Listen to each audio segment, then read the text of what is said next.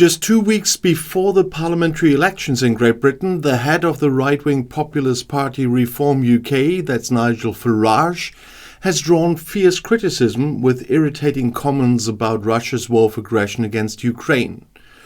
"We provoked this war," said Farage in an interview with the BBC.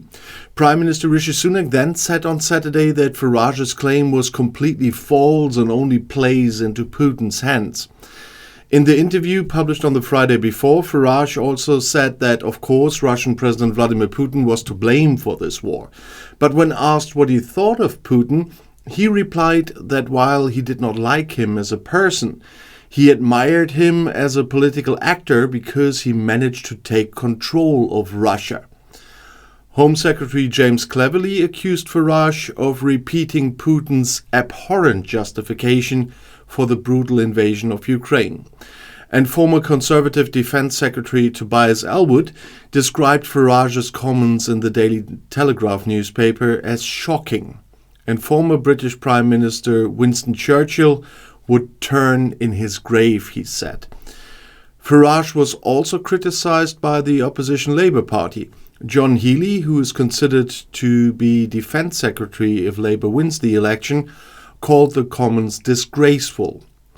Farage's attitude made him unfit for any political office in our country, he said.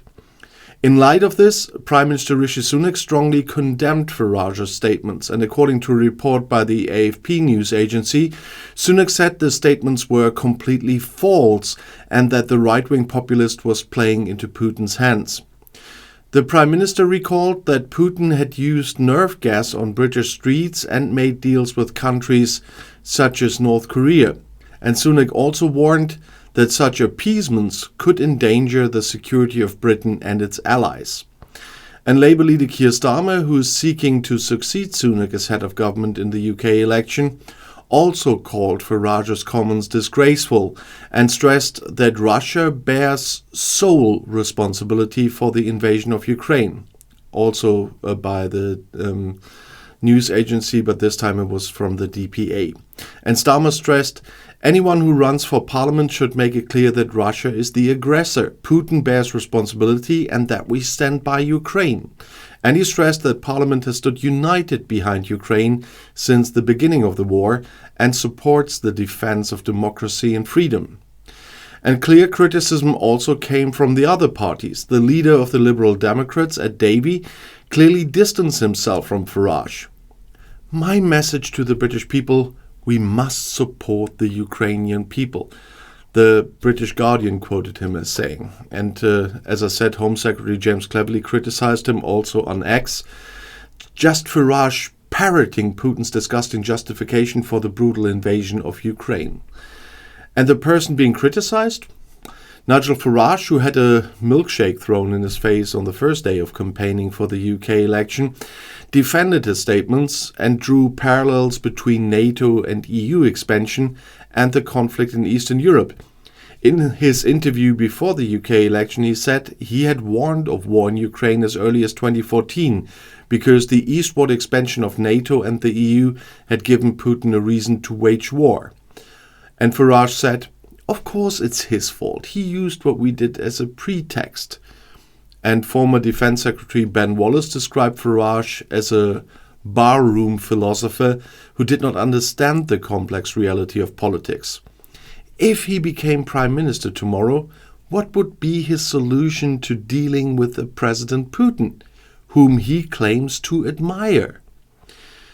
Farage is standing as his party's candidate in the July 4th general election in the Clacton constituency in eastern England. In recent polls, Reform UK is currently third behind the Labour Party and Prime Minister Sunak's Conservative Tories, except in one I've seen where they were ahead.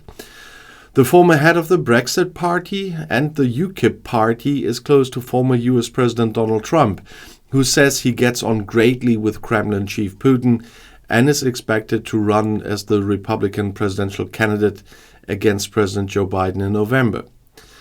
And with that, Nigel Farage is in his element. He has never received more attention than now during the British election campaign. On July 4th, as I said, the House of Commons will be re-elected, and the far-right politician has nothing less in mind than to shake up British politics. With his small party Reform UK, he is leading a revolt against the established party, especially against the Conservative Party, the Tories, which have already been battered by voters.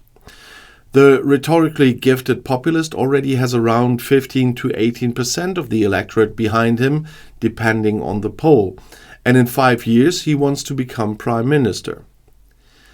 The Englishman likes to wear socks with a Union Jack, as we all know, and with a tweed jacket and a peaked cap, he acts patriotic, drinking his pint with a working-class guy in the pub.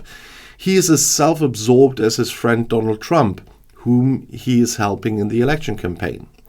And there's only one difference. Nigel Farage has never held office in British politics. His party Reform UK, that's kind of a company in which he owns 53%, does not have a single MP, except the one who defected now. But he himself decided that he became party leader in June. And the Eurosceptics' issues are the fight against mass immigration, a real Brexit, and everything that the impoverished masses of the ordinary population want, and not only them. If someone asks about his election promises, Farage calls them bores and turns away. He excuses racist comments by his election candidates as bar jokes. The United Kingdom has rarely seen a one-man show like Farage's. Well, he turns the country politics upside down, and his voters love his clear language and believe that he defends the interests of the little man who has been ignored by the Tory governments of the last 14 years. And his favorite saying is, timing is everything. Farage was earlier than other British, perhaps even European politicians to discover public discontent over mass immigration as an election issue.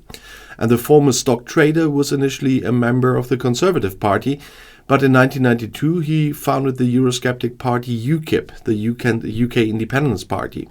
And with this party and as a member of the European Parliament, he campaigned against the country's membership of the EU.